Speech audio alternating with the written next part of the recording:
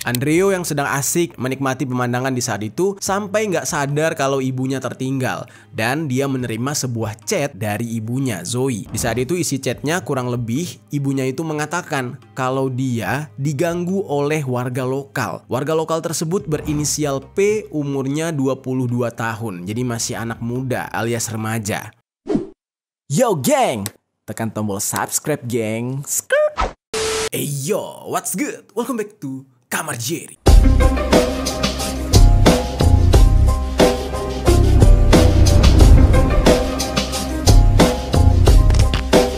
Geng. Oke, hari ini kita bakal ngebahas tentang negara kita Indonesia, mengenai keindahan alamnya, keramah tamahan orang-orangnya, namun ada beberapa oknum atau beberapa orang yang tidak bertanggung jawab yang membuat Indonesia jadi malu gitu ya. Seperti yang kita tahu ya, Indonesia itu adalah negeri yang indah dari Sabang sampai Merauke. Saking indahnya banyak sekali turis-turis asing yang betah berlama-lama di negara kita ini. Kita aja sebagai orang Indonesia itu udah pasti pengen banget menjelajahi seluruh penjuru negara kita ini. Tapi sayangnya kan ya seperti yang kita tahu terbatas dengan biaya. Apalagi negara kita ini ya pemerintahnya unik ajaib gitu ya. Ada-ada aja pungutannya dan semua harga melambung. Termasuk tiket transportasi dalam negeri. Nggak ada yang murah. Malah lebih murah kalau kita keluar negeri dibandingkan kalau kita berpergian di dalam negeri. Ya gue contohin aja kayak kemarin gue mudik pulang ke Aceh, harga tiketnya bisa 5 sampai 7 juta. Atau justru teman-teman gue yang pulang ke daerah Papua gitu. Itu tiketnya bisa sama juga 3 sampai 5 juta bahkan lebih. Nah, tapi kalau kita ke Singapura dari Jakarta ya, ke Malaysia atau ke negara-negara lain, tiketnya bahkan ada yang nggak nyampe 1 juta, cuma ratusan ribu. Nah, itu kok bisa?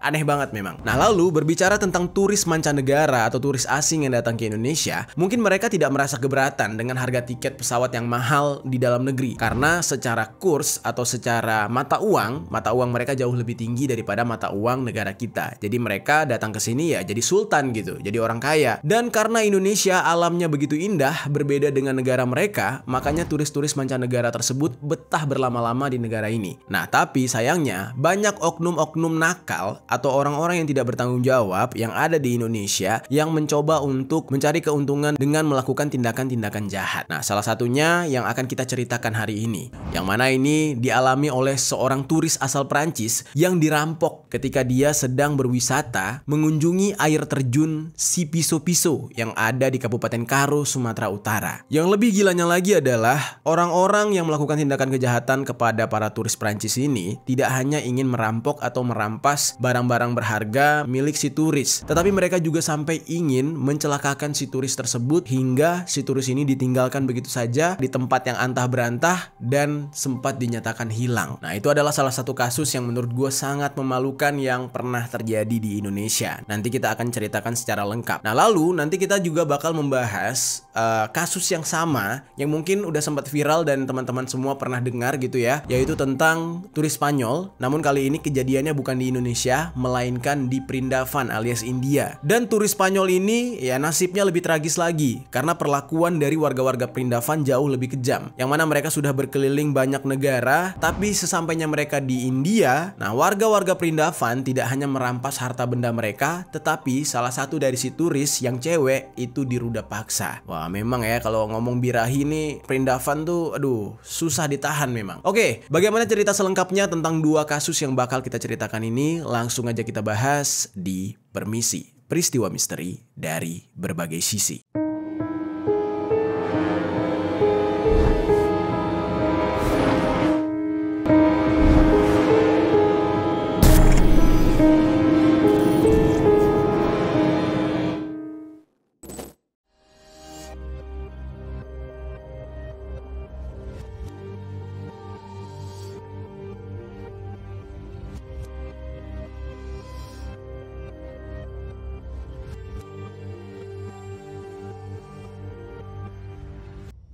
Kita langsung aja masuk ke dalam pembahasan kronologi konten yang pertama. Turis Prancis yang dirampok ketika berada di Sumatera Utara.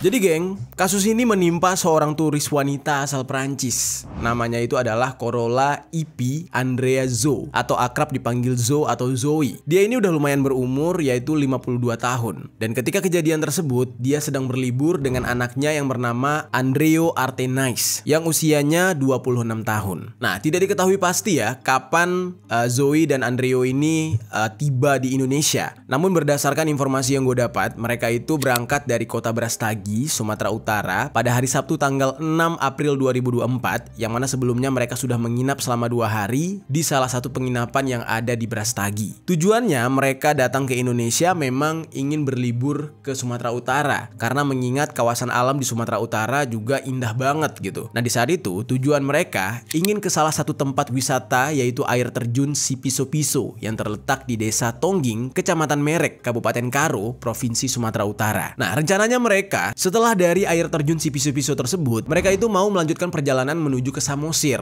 Nah, karena memang Samosir kan indah banget, geng. Ya, Danau Toba di sana, terus juga pemandangan-pemandangan dari masyarakat adatnya gitu ya. Perkampungannya itu indah banget. Dan ketika mereka menuju ke air terjun Sipiso-Piso, Zoe dan anaknya Andreo itu tergabung di dalam sebuah rombongan yang dipandu oleh seorang tour guide. Nah, tour guide inilah yang nantinya akan mengarahkan mereka untuk menikmati keindahan alam air terjun Sipiso-Piso.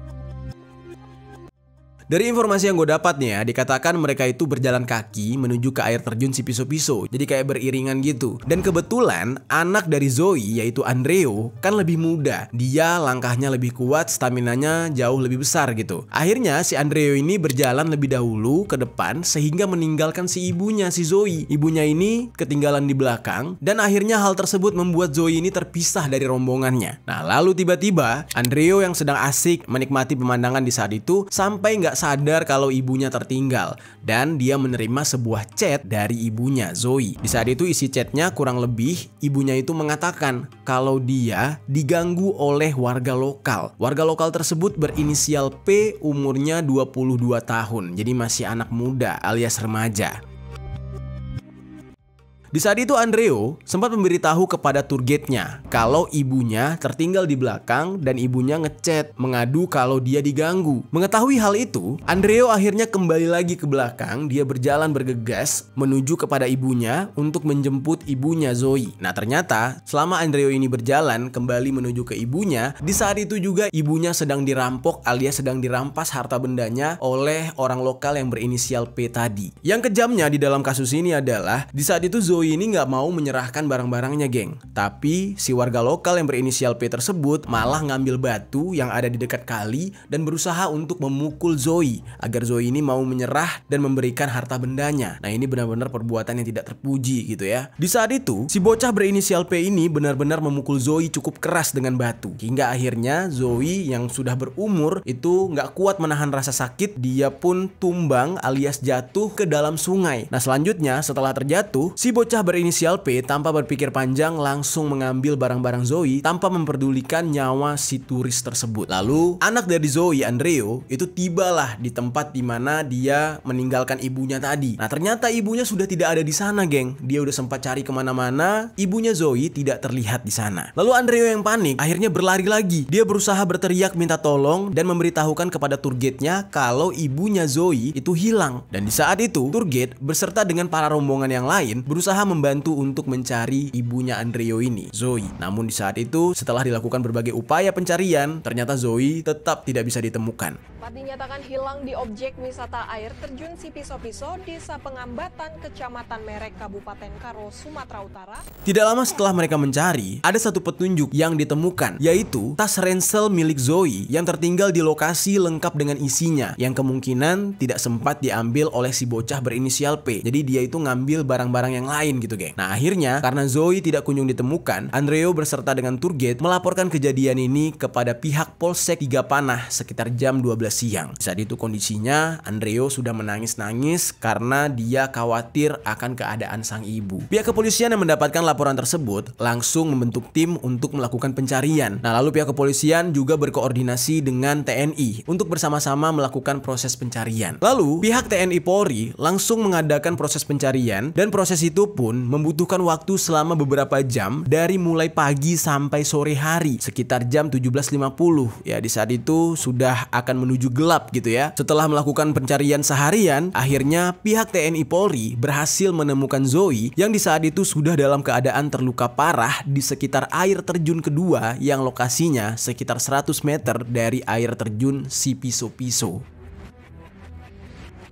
Wah, kasihan banget kondisinya. Mana sudah berumur gitu ya, di negara orang sendiri. Udah gitu ditambah lagi itu di daerah yang ya bisa dikatakan antah berantah lah, daerah wisata gitu. Gua aja selaku orang Indonesia datang ke daerah situ juga nggak tahu apa-apa gitu kan, merasa asing juga. Apalagi dia seorang bule gitu. Sewaktu Zoe ini ditemukan, tim gabungan langsung mempersiapkan peralatan untuk melakukan evakuasi terhadap Zoe. Zoe di saat itu diangkut menggunakan tandu karena dia benar-benar tidak bisa berdiri, dia lemas karena beberapa bagian tubuhnya dihantam menggunakan batu oleh si bocah berinisial P. Namun, upaya evakuasi terhadap Zoe ini, geng, gak mudah karena posisinya dia ditemukan tuh di kawasan yang curam alias jurang dan di sekitarnya itu adalah hutan yang dipenuhi dengan semak belukar sehingga pihak petugas sangat kesulitan dalam proses mengevakuasi. Nah, ditambah lagi tim gabungan TNI Polri juga menunggu tim dari Basarnas Medan yang baru tiba di lokasi tersebut pada jam 4 dini hari alias sudah tengah malam lah baru tiba di sana. Nah, jadi proses evakuasi Zoe tidak langsung dilakukan pada malam itu. Jadi ditunggu dulu pihak Basarnas tiba dan itu juga udah subuh keesokan harinya. Beberapa jam kemudian, Zoe pun akhirnya berhasil diangkat dari jurang tersebut sekitar jam 7 pagi dan langsung dievakuasi ke jalur desa Pengambatan, tepatnya di Sapo Juma. Nah, selanjutnya Zoe langsung dibawa oleh tim gabungan ke Rumah Sakit Umum Kabanjahe untuk mendapatkan perawatan intensif karena kondisi Zoe benar-benar memprihatinkan. Selain kepalanya yang lebam-lebam karena bekas dihantam batu, dia juga mengalami beberapa luka sobek dan ya bercucuran cairan merah lah gitu ya. Terus juga yang lebih parahnya lagi adalah tangan kirinya itu mengalami patah tulang. Ya, pokoknya nih bocah inisial P itu kejam banget dan bikin malu. Lalu setelah itu, Zoe pun dibawa ke ruang bedah IGD rumah sakit tersebut. Sementara anaknya Andreo mencoba untuk menghubungi kerabatnya yang ada di Perancis untuk memberitahu bahwa mereka mengalami kecelakaan, mereka mengalami musibah di Indonesia. Nah, lalu pihak otoritas Indonesia tidak tinggal diam. Di saat itu, Polres Tanah Karo bekerja sama dengan Ditreskrimum dan Ditreskrimsus Polda Sumut melakukan pendalaman atas kasus yang memalukan ini karena diduga Zoe ini mengalami tindakan kejahatan oleh seseorang yang merupakan warga lokal. Nah, polisi di saat itu meminta keterangan kepada Andreo, sang anak, dan dia memberitahu mengenai pesan WhatsApp Zoe yang mengatakan dia diserang oleh seseorang yang merupakan warga lokal. Nah, di saat itu tidak diketahui ya nama si warga lokal ini siapa. Inisialnya P yang gue sebutkan tadi itu belum diketahui juga oleh polisi di saat itu. Lalu pihak kepolisian juga meminta keterangan dari beberapa saksi yang ada di lokasi sekitar untuk mendapatkan ciri-ciri fisik yang mengarah kepada pelaku dan juga menanyakan informasi mengenai ciri-ciri fisik tersangka ini kepada Zoe di saat Zoe sudah mulai siuman.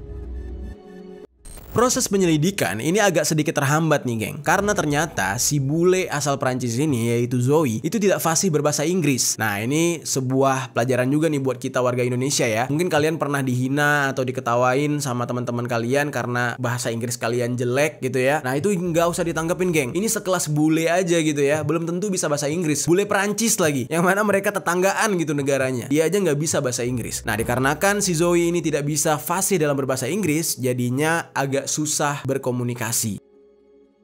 Tapi karena polisi sudah mendapatkan informasi dari Andreo mengenai isi chat WhatsApp dari ibunya tentang ada warga lokal yang mengganggu dia sebelum kejadian ini terjadi, akhirnya pihak kepolisian langsung mencari siapa warga lokal yang dimaksud. Dan ternyata si warga lokal ini kejam banget, geng. Menurut cerita si Zoe kepada anaknya, si warga lokal tersebut sampai mendorong Zoe jatuh ke jurang. Jadi pas diambil barangnya itu dia sengaja pengen ngabisin nyawa Zoe. Tapi untungnya Zoe ini masih bisa selamat, hanya mengalami luka-luka dan patah tulang. Lalu dari hasil penyelidikan polisi, akhirnya ditemukanlah titik terang. Identitas dari pelaku mulai terlacak. Identitas dari pelaku ini seperti yang gue sebutkan tadi, inisialnya itu adalah P, yang merupakan warga desa Bandar Toging, Kecamatan Merek, Kabupaten Karo. Dan setelah polisi mengantongi identitas si pelaku, pihak kepolisian langsung bergerak ke lokasi tersebut untuk segera meringkus si bocah berinisial P tersebut. Hanya kurang dari 5 hari penyelidikan, pihak kepolisian akhirnya berhasil menangkap si bocah berinisial P tersebut. Ketika itu, dia sedang ada di rumah orang tuanya yang berada di daerah Bandar Tongging pada hari Jumat tanggal 12 April pukul 8 malam. Ketika dilakukan penangkapan terhadap si P ini, dia sudah mencoba untuk melarikan diri sehingga pihak kepolisian langsung memberikan tindakan tegas dan terukur, yaitu melepaskan timah panas di bagian kaki si pelaku ini agar dia tidak kabur. Dan di dalam penangkapan tersebut, pihak kepolisian berhasil mengamankan barang bukti yang sempat dicuri oleh si P ini. Di saat itu diamankan satu buah tas ransel milik Zoe berwarna biru bermerek Wichua, serta ada uang tunai sejumlah 35 euro dan juga 700 riel, serta satu buah tablet bermerek Kindle dan juga barang hasil kejahatan yang dibeli oleh P dari hasil menjual barang curiannya tersebut. Nah, di saat itu dia udah sempat membeli sebuah tas ransel bermerek Polo Evino dan juga satu topi berwarna hitam. Kebayang gak tuh geng? Dari hasil dia ngerampok, dia mencuri, dia cuma beli tas ransel sama topi, bukan digunakan untuk keperluan sehari-hari gitu ya. Nah, akhirnya setelah dia ditangkap, diamankan oleh pihak kepolisian, si bocah berinisial P ini ditetapkan sebagai tersangka dan dia harus mempertanggungjawabkan perbuatannya itu dengan ditahan di RTP Mapolres Tanah Karo untuk proses penyelidikan lebih lanjut. Nah, di saat itu dia akan segera menghadapi hukuman yang cukup berat karena tindakan dia ini benar-benar tidak manusiawi. Selain mencuri, merampas, dia juga berniat untuk menghabisi nyawa si korbannya. Inisial P di desa Bandar Tongging. Dan P di saat itu nggak bisa mengelak. Dia pun mengakui perbuatannya kepada pihak kepolisian dan sesuai dengan pasal 365 ayat 2 nomor 4E KUHP, dia diancam dengan hukuman paling lama 12 tahun penjara. Dan Zoe ditemani oleh anaknya harus menjalani perawatan yang intensif sebelum akhirnya mereka kembali ke negara asalnya, geng. Dan atas kejadian tersebut, Zoe dan anaknya benar-benar merasakan trauma dan tidak mau lagi kembali ke Indonesia. Wah, gila ya. Jadi jelek nama negara kita. Oke, itu dia cerita tentang turis yang ya apes lah datang ke Indonesia ternyata bertemu dengan orang yang tidak bertanggung jawab. Padahal sebenarnya ya di Indonesia ini masih banyak orang-orang yang ramah terhadap turis, masih banyak orang-orang yang punya otak gitu ya, masih bisa berpikir bahwa daerah wisata tempat dia tinggal itu akan semakin maju kalau attitude-nya baik gitu. Nah, itu masih banyak sebenarnya. Tapi sayangnya ya Zoe dan anaknya harus menerima kemalangan gara-gara bertemu dengan ya manusia seperti si bocah berinisial P tersebut. Memang apa ya, susah sih gua jadi rasanya pengen mengeluarkan ucapan-ucapan yang kotor, jorok gitu ya, yang benar-benar tidak manusiawi, tapi kayaknya janganlah, nanti kita malah sama kayak dia. Oke, sekarang kita beranjak nih geng. Dari yang tadinya pembahasan yang terjadi di negara kita, sekarang kita ke negara Perindavan gitu ya, ke India. Mungkin ini kalian udah sempat melihat beritanya berseliweran di media sosial, yaitu tentang adanya turis asal Spanyol yang dirampok serta diruda paksa oleh beberapa pemuda yang ada di India. Nah, sekarang gue bakal bahas secara lengkap tentang kronologi kejadian ini. Oke, kejadian ini menimpa dua orang turis yang bernama Vincente dan juga Fernanda yang memiliki akun Instagram yang bernama Vuelta al Mundo en Moto, di mana di dalam sosial media tersebut mereka membagikan cerita perjalanan mereka selama berkeliling dunia menggunakan sepeda motor. Nah, ini memang merupakan program mereka berdua yang mana mereka ingin berkeliling dunia, melakukan perjalanan ke lebih dari 60 negara selama 5 tahun terakhir. Baik Vincent maupun Fernanda itu cukup terkenal di media sosial karena memang mereka ini udah jadi kayak influencer gitu loh, geng. Dikarenakan mereka saking seringnya membagikan perjalanan mereka selama berkeliling dunia tersebut. Sejauh mereka berkeliling dunia, ketika mereka tiba di berbagai negara, semuanya itu berjalan lancar dan aman. Mereka disambut dengan ramah, mereka disambut dengan baik, walaupun ya tidak jarang mungkin ada beberapa musibah yang harus mereka hadapi. Tetapi musibah yang paling membuat mereka trauma adalah ketika mereka tiba di India. Kejadian naas yang mereka alami itu terjadi tepat di hari Jumat tanggal 1 Maret tahun 2024. Saat itu, mereka sedang dalam perjalanan menuju ke Nepal melalui Bhagalpur. Di tengah perjalanan, mereka memutuskan untuk berhenti sejenak dan bermalam di daerah Dumka, distrik Jharkhand. Lokasi tersebut berjarak 300 km dari ibu kota negara bagian Ranchi. Di saat itu mereka tidak menginap di sebuah hotel, tetapi melainkan mereka memasang tenda yang mereka bawa selama perjalanan. Dan tempat yang mereka pilih untuk bermalam malam itu berlokasi di dekat pasar Hans Diha. Mereka tidak survei terlebih dahulu atau mereka tidak mencari tahu terlebih dahulu bagaimana daerah tersebut. Misalkan tingkat keamanannya, keramah tamahan orangnya, apakah mereka akan diterima di sana atau enggak. Ya seperti yang kita tahu ya, masyarakat Perindavan kan kalau misalkan bukan daerah kotanya, itu kan ngelihat manusia lain udah kayak ngelihat topeng monyet gitu ya. Kayak ngelihatnya, wah ini manusia asing nih, warna kulitnya berbeda gitu. Kalau yang baik bakal minta foto, kalau yang agak-agak suram sedikit isi otaknya bakal ngeganggu gitu. Nah di saat itu si turis ini akhirnya menginap di sana dan mereka langsung memutuskan untuk tidur setelah lelah dalam perjalanan. Nah di tengah mereka sedang terlelap, secara tiba-tiba nih geng, ada sebanyak 7 orang pria muda. Ya pria muda ini pria Perindavan gitu ya. Tiba-tiba tanpa izin masuk ke dalam tenda mereka, dan ketujuh pria tersebut tidak masuk secara diam-diam, melainkan langsung menyerang si Vincent dan juga Fernanda. Nah mereka berdua mendapatkan perlakuan kasar oleh ketujuh pria tersebut, yaitu ya tubuh mereka dihantam, dihajar lah di saat itu. Dan tidak hanya itu, mereka juga sampai diancam dengan menggunakan senjata tajam yang ditempelkan di leher mereka. Dan para pria tersebut mengatakan mereka tidak segan akan menghabisi nyawa keduanya. Ternyata ketujuh pria ini sudah mengintip 2 orang turis bule ini sedari awal mereka tiba di sana. Nah, jadi pas mereka tiba di sana itu, ini pemuda Perindavan udah birahi aja gitu, udah pengen nyicipin. Dan di saat itu, karena mereka udah nggak kuat lagi nahan, makanya mereka memperlakukan secara kasar kedua orang bule ini. Dan setelah mereka melakukan tindakan kekerasan, secara bergilir mereka pun meruda paksa si wanitanya, yaitu Fernanda. Tidak ada yang bisa menolong di saat itu, karena memang suasananya sepi, padahal itu kan daerah pasar gitu ya. Nah, ada informasi yang mengatakan kalau Vincent, si laki-lakinya itu sampai diikat agar tidak bisa bergerak. Dan Vincent ini sudah terluka parah karena digebukin. Dia mencoba untuk melawan dan mencoba untuk menolong Fernanda, tapi ya nggak bisa, karena dia benar-benar sudah lemah setelah dihantam habis-habisan.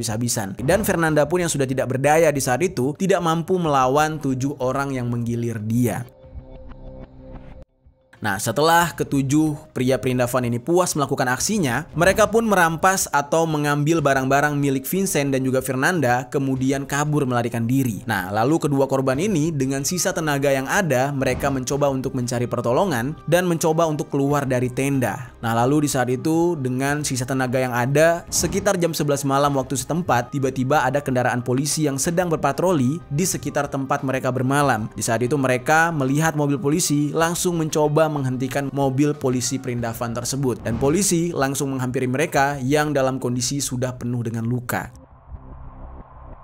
Dikarenakan di saat itu masing-masing tidak bisa berkomunikasi dengan bahasa yang semestinya, ya, si polisi ini nggak bisa bahasa Inggris dan si turis juga nggak bisa bahasa India. Akhirnya Fernanda dan Vincent itu mencoba untuk menjelaskan apa yang mereka alami dengan bahasa campuran Inggris dan Spanyol serta bahasa tubuh. Dan tentu aja di saat itu si polisi titisan Inspektur VJ ini ya tidak paham dengan apa yang dikatakan oleh si dua turis ini. Nah, namun karena kedua turis ini sudah terluka dengan kondisi yang benar-benar parah, akhirnya si polisi tersebut membawa mereka ke Pusat Kesehatan Masyarakat Sarayat untuk mendapatkan penanganan medis. Dan itu juga kondisi rumah sakitnya ya begitu memprihatinkan lah, seadanya aja. Nah, lalu setelah mereka mendapatkan penanganan, barulah dicari tahu mereka ini orang mana, dan setelah mendapatkan identitas mereka, langsung kedutaan mereka dihubungi. Nah, di saat itu pihak kedutaan Brazil langsung menemui Vincent dan Fernanda yang dianggap sudah menjadi korban dari serangan kriminal serius. Nah, di saat itu pihak kedutaan Brazil langsung menghubungi pihak berwenang setempat serta kedutaan Spanyol, dikarenakan mereka berdua menggunakan paspor Spanyol untuk datang ke India.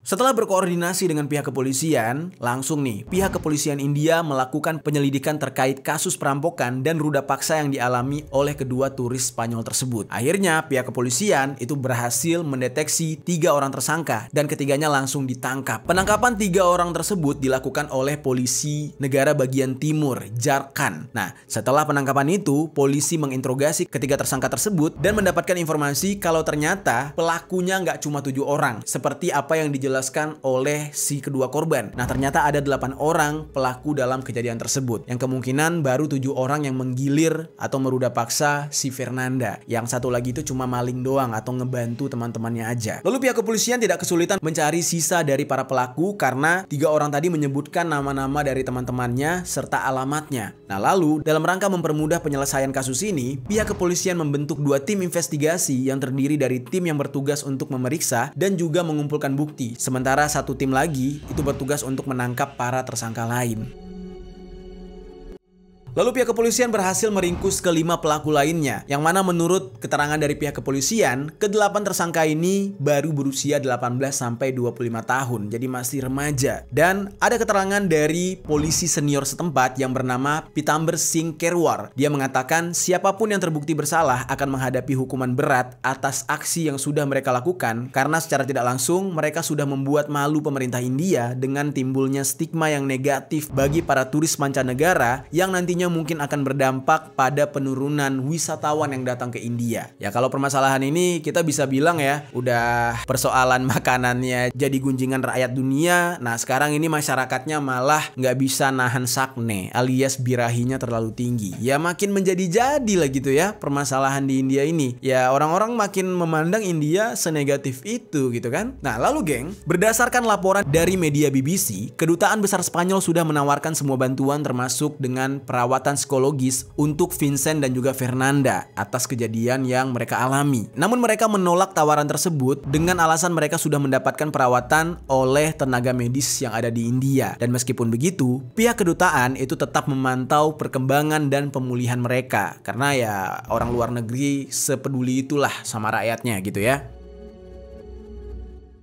Nah, lalu geng, setelah itu ada hal yang sedikit mengejutkan datang dari pasangan turis ini. Yang mana antara Vincent dan Fernanda bukannya marah, bukannya menuntut pemerintah India, tetapi mereka malah ya memaklumi hal itu. Jadi mereka bukannya mengutuk atau gimana, mereka malah mengatakan mungkin semua orang di seluruh dunia mengharapkan mereka berdua akan berkata untuk tidak merekomendasikan India sebagai tempat untuk berwisata. Nah, tetapi justru sebaliknya, dia berkata ya India tetap menjadi tempat yang bagus, tempat yang baik untuk berwisata. Apa yang mereka alami ini menurut mereka hanya karena apes aja. Dan hal tersebut merupakan resiko yang harus mereka ambil ketika melakukan traveling ke negara lain sehingga mereka tidak menyesali hal tersebut sama sekali. Ya, bisa kebayang lah ya, udah digitu-gituin, diruda paksa bergilir 7 orang tapi masih bisa legowo alias ikhlas-ikhlas aja. Nah, dia juga mengatakan dia tidak menyesal untuk pergi ke India. Fernanda juga masih bersyukur masih dapat hidup dan selamat dari kejadian yang mengerikan tersebut. Karena sebenarnya hal yang lebih buruk bisa saja terjadi kepada dia dan Vincent, yang mana di saat itu ya bisa aja mereka kehilangan nyawa dihabisi oleh 8 orang pemuda India tersebut. Tetapi mereka masih diberikan kesempatan untuk hidup dan hanya kehormatan serta barang-barang mereka saja yang diambil. Nah, dia juga mengatakan hal buruk yang menimpa dia ini bukan karena kesalahan Indianya, tetapi emang udah takdirnya dia. Bahkan dia berkata kalaupun dia sedang di rumah bisa aja hal seperti ini menimpa mereka. Dan setelah kejadian itu, setelah pulih mereka berdua berencana untuk melanjutkan kembali perjalanannya. Dan kalau dilihat dari feeds Instagram mereka, sepertinya Vincent dan Fernanda ini ya juga udah balik berkeliling lagi, udah traveling lagi geng, melanjutkan perjalanan mereka ke negara lain. Di saat itu Fernanda memberikan tips kepada orang-orang apabila ingin melakukan traveling sebagai seorang perempuan diharuskan untuk memilih tempat menginap yang lebih aman. Kalau mau camping ya mungkin campingnya di dekat jalan raya atau di dekat keramaian pemukiman supaya ada sinyal handphone agar mereka bisa meminta tolong atau meminta bantuan jika ada bahaya yang terjadi. Berdasarkan undang-undang yang ada di India, Vincent dan Fernanda ini berhak untuk mendapatkan kompensasi atas apa yang mereka alami di negara tersebut. Sehingga pihak berwenang India di saat itu memberikan sebuah cek sebesar 12.000 USD atau setara dengan 187 juta rupiah untuk ganti rugi kepada mereka. Dan ternyata nih geng ya, setelah gue cek nih ya, di daerah di mana Fernanda ini diruda paksa gitu ya, ternyata warga setempat itu memang mengalami yang namanya krisis dengan kasus ruda paksa. Jadi banyak banyak anak-anak perempuan di sana yang mengalami ruda paksa oleh pemuda setempat. Nah, ini agak membingungkan ya. Kenapa kok bisa kayak gitu? Apakah pemuda setempat di sana tuh gabut ya kan? Apa nggak sekolah, nganggur atau gimana gitu? Kok gampang banget, kok banyak banget kasusnya. Dan ternyata yang lebih bikin miris lagi adalah banyak kasus ruda paksa yang terjadi di sana yang tidak dilaporkan ke polisi gara-gara si korbannya itu kalau ngelapor malah dikucilkan. Wah, beda banget ya. Kalau di Indonesia malah disupport. Ini di sana malah dikucilkan oleh masyarakat, terutama oleh keluarga si pelakunya. Nah, sehingga mereka merasa mendapat sanksi sosial sebagai seorang korban. Dan belum lagi, hukuman bagi para pelaku ruda paksa itu sangat ringan hukumannya. Dan isu ini menjadi sebuah perhatian serius di negara tersebut dan mengalami puncaknya setelah terjadi sebuah kasus ruda paksa dan penghilangan nyawa yang dilakukan oleh beberapa orang terhadap seorang wanita muda di sebuah bus yang ada di Delhi pada tahun 2012. Nah, jadi udah separah itu ya birahi para pelaku ruda paksa di India ini. Lalu terjadilah protes besar-besaran sehingga terciptalah perubahan undang-undang ruda paksa di negara tersebut. Nah, tapi yang namanya watak gitu ya, tabiatnya sudah seperti itu, masih banyak aja kasus ruda paksa yang terjadi di sana. Dan banyak para korban yang enggan untuk melapor kepada pihak kepolisian dikarenakan banyak juga polisi korup di sana yang tidak mau mengusut secara tuntas kejadian-kejadian seperti itu. Jadi buat kalian para perempuan kalau mau traveling ke India, nah maka harus hati-hati, jaga-jaga karena banyak sekali yang sakne di sana. Banyak yang birahi di sana yang tidak bisa kontrol anunya. Oke, geng, itu dia kasus-kasus yang menimpa para wisatawan yang berwisata ke sebuah negara tetapi mendapatkan perlakuan yang tidak menyenangkan, hartanya dirampas, diruda paksa, dan juga mereka sampai harus mengalami kekerasan. Nah, bagaimana menurut kalian tentang dua kasus yang kita ceritakan hari ini? Coba tinggalkan komentar di bawah.